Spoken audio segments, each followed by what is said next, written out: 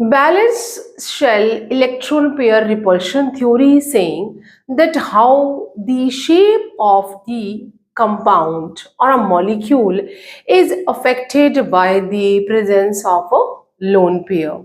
If the lone pair is present, then the structure is not the actual structure, it is little bit distorted. So lone pair जिस भी हमारे molecule में या compound में present होंगे, जो structure है it is look like a linear but it is a bend. जो स्ट्रक्चर है वो हमें टेट्राहेड्रल लग रहा है but it is a trigonal pyramidal. So here a question from the NEET 2016 that predict the correct order among the following. As we know that lone pair is creating a more repulsion. अगर कहीं पे जो lone pair present है, lone pair is represented by a 2 dot, यहाँ पे अगर कहीं किसी भी एटम के साथ या मॉलिक्यूल में लोन पेयर प्रेजेंट है, तो फॉर एग्जांपल अगर हम बात करें नाइट्रोजन की, नाइट्रोजन में एक लोन पेयर प्रेजेंट है, तो अगर हम स्ट्रक्चर बनाते हैं अमोनिया का, तो it is a tetrahedral structure due to the presence of this lone pair. Lone pair is creating a more repulsion. So जो maximum repulsion होती है, maximum repulsion is present if two lone pair is present. मीन्स अगर lone pair और lone pair present है, उनमें सबसे ज्यादा रिपल्जन अवेलेबल होगी then lone pair and bond pair में।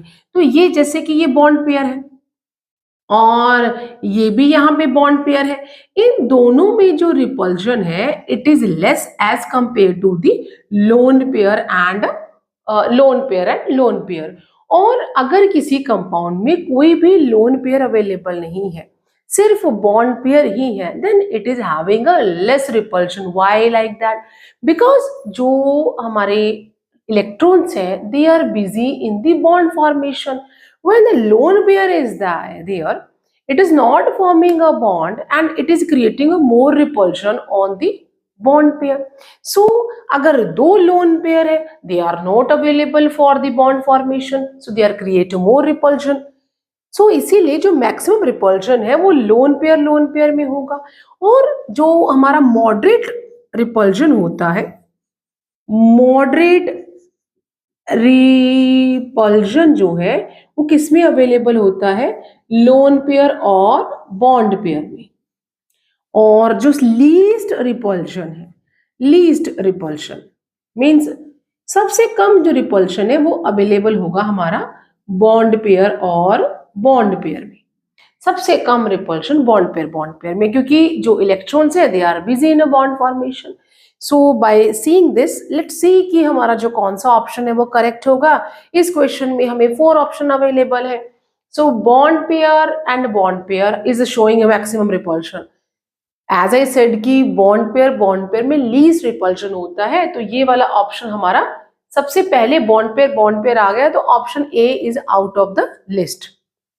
देन हमारा जो सेकेंड ऑप्शन है lone pair and bond pair, as I just said कि जो लोन पेयर है it is creating a repulsion with the bond pair but it is a moderate as compared to lone pair and lone pair.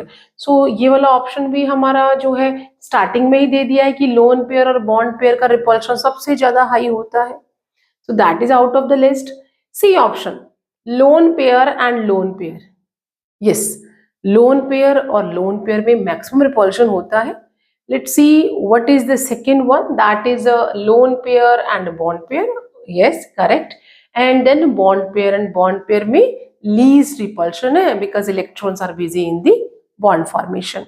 So D option भी हम देख लेते हैं, lone pair and lone pair. D option में पहला जो हमारा सब टॉपिक है that is correct, and then bond pair and bond pair जो सेकेंड उन्होंने ऑप्शन दे दिया है that is not a correct. So due to that we are this question is having a C as a correct option. So यहाँ पे C option C हमारा जो है वो करेक्ट है। Option C is correct. And why is like that? Because lone pair note in the bond formation, they are creating maximum repulsion. Then lone pair and bond pair में तो electrons busy हैं in bond formation, and the least जो है bond pair no repulsion is created because all the electrons are busy in bond formation. So option C is the correct. For any doubt, give me a comment in my comment box, and see you soon in next video with the more previous year questions and a probable question for your competitive exams.